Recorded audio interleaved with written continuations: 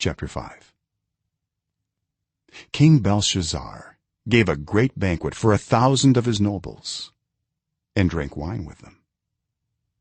While Belshazzar was drinking his wine, he gave orders to bring in the gold and silver goblets that Nebuchadnezzar his father had taken from the temple in Jerusalem, so that the king and his nobles, his wives and his concubines might drink from them. So they brought in the gold goblets that had been taken from the temple of God in Jerusalem. And the king and his nobles, his wives and his concubines drank from them. As they drank the wine, they praised the gods of gold and silver, of bronze, iron, wood, and stone. Suddenly the fingers of a human hand appeared and wrote on the plaster of the wall near the lampstand in the royal palace. The king watched the hand as it wrote. His face turned pale, and he was so frightened that his legs became weak and his knees were knocking. The king summoned the enchanters, astrologers, and diviners. Then he said to these wise men of Babylon, "Whoever reads this writing and tells me what it means will be clothed in purple and have a gold chain placed around his neck, and he will be made the third highest ruler in the kingdom." Then all the king's wise men came in, but they could not read the writing or tell the king what it meant. So King Belshazzar became even more terrified, and his face grew more pale. His nobles were baffled. The queen, hearing the voices of the king and his nobles, came into the banquet hall. "May the king live forever," she said. "Don't be alarmed. Don't look so pale. There is a man in your kingdom who has the spirit of the holy gods in him. In the time of your father he was found to have insight and intelligence and wisdom like that of the gods. Your father, King Nebuchadnezzar, appointed him chief of the magicians, enchanters, astrologers, and diviners.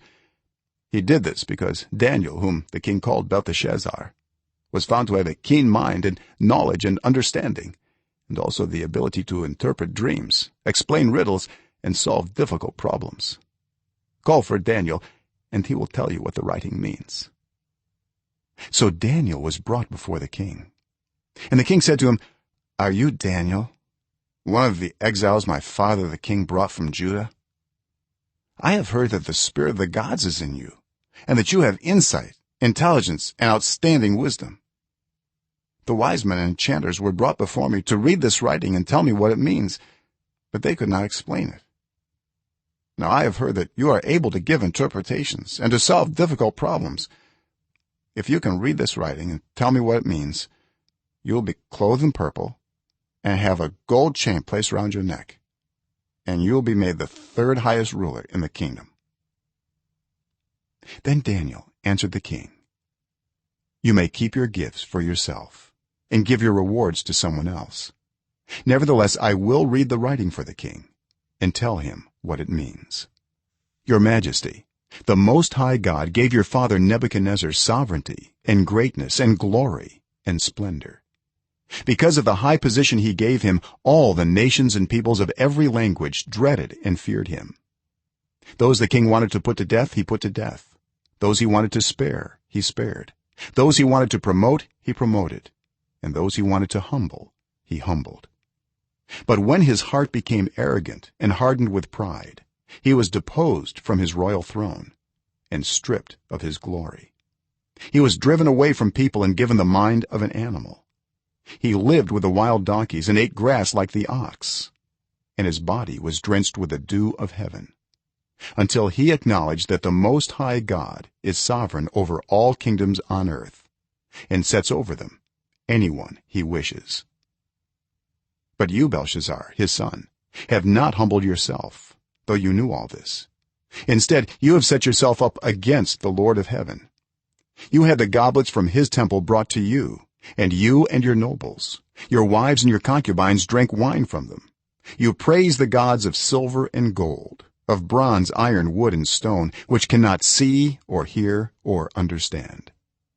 But you did not honor the God who holds in his hand your life and all your ways. Therefore he sent the hand that wrote the inscription. This is the inscription that was written: Mene, Mene, Tekel Parsin. here's what these words mean. Mene, God has numbered the days of your reign and brought it to an end. Tekel, you have been weighed on the scales and found wanting. Peres, your kingdom is divided and given to the Medes and Persians. Then at Belshazzar's command Daniel was clothed in purple, a gold chain was placed around his neck, and he was proclaimed the third highest ruler in the kingdom. That very night Belshazzar, king of the Babylonians, was slain, and Darius the Mede took over the kingdom at the age of 62.